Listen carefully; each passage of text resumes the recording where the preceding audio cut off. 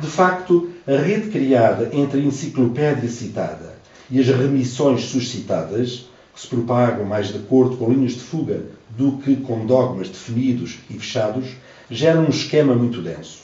É como se ficássemos com uma noção de que a literatura pode ser uma cidade, de que é possível esquematizar a planta e os principais dispositivos que a agencia e que a fazem vibrar de sentido.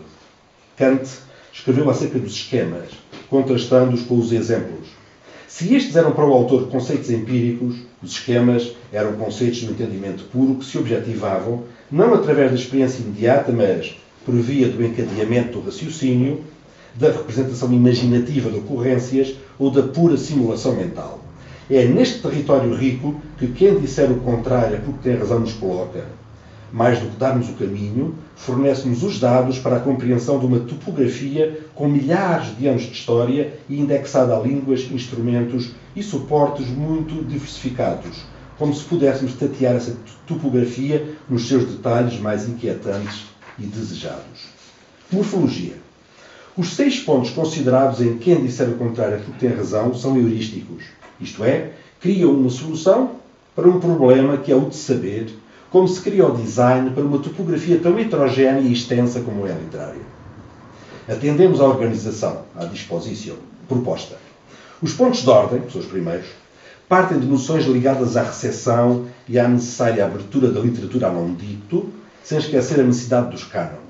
Os pontos de mira, que são os segundos, atravessam áreas que ligam a tradição do que chegou até nós da poética de Aristóteles, a organização dos processos de escrita e de leitura, considerando a irradiação narrativa, as sinopses e a autenticidade no modo de tratar a fabulação. Nos pontos de referência, que são os terceiros, o diagnóstico cobre a angústia de folha de papel em branco, os pontos de partida, os paratextos e a velha relação entre ação e personagem.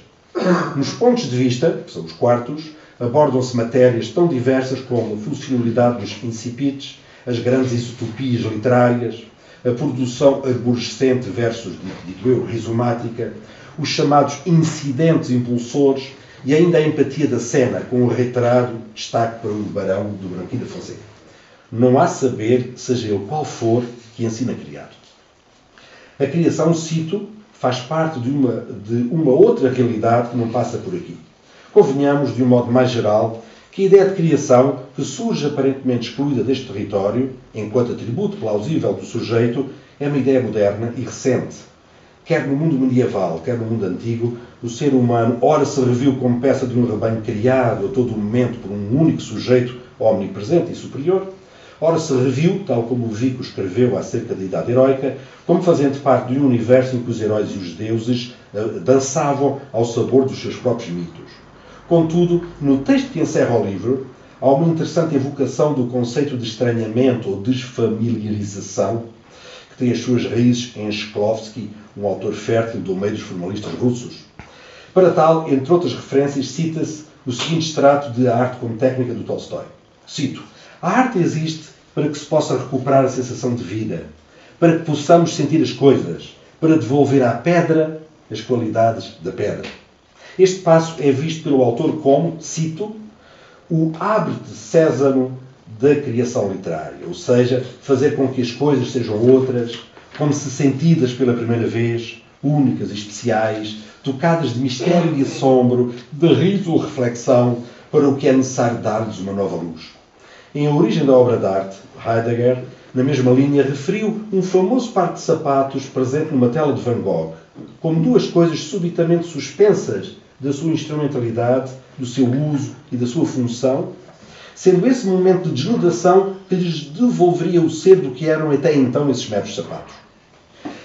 Aquilo que nesta escola temos designado por escrita criativa remete para uma tradição bem mais chã e anglo-saxónica, que Mark McGurl, em The Programmer Era, a Era Programa, que é um livro de 2009, muito interessante, aliás, situou como tendo as suas origens num período bastante anterior ao boom que sucede à Segunda Guerra Mundial, mais concretamente na Universidade de Iowa, em 1897, e em Harvard, 9 anos depois. Foi nestes cursos que pela primeira vez apareceu a designação Creative Writing mesmo.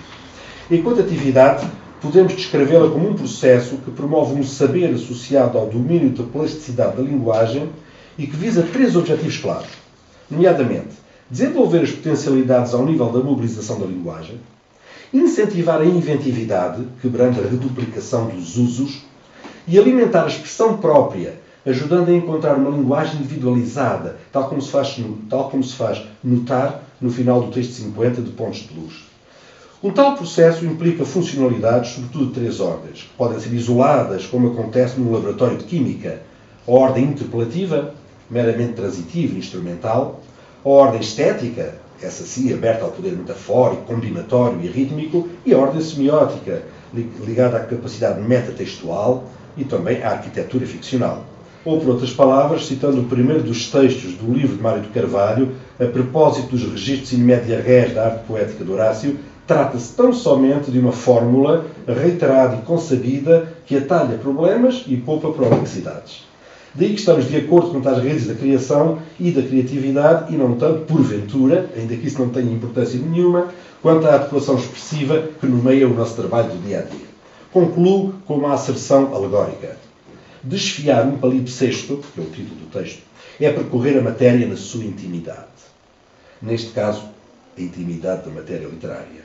Dar conta dessa operação anatómica é um ato de grande generosidade. É desse modo de quem se dá ao mundo partilhando a sua festa secreta que, quem disser o contrário é porque tem razão, acena aos seus leitores e cultores, pois em menos de 2 meses o livro já cumpriu 3 edições. Muitos parabéns, Mário de Carvalho. E o texto termina: oxalá que chegue rapidamente a terras de Santa Cruz.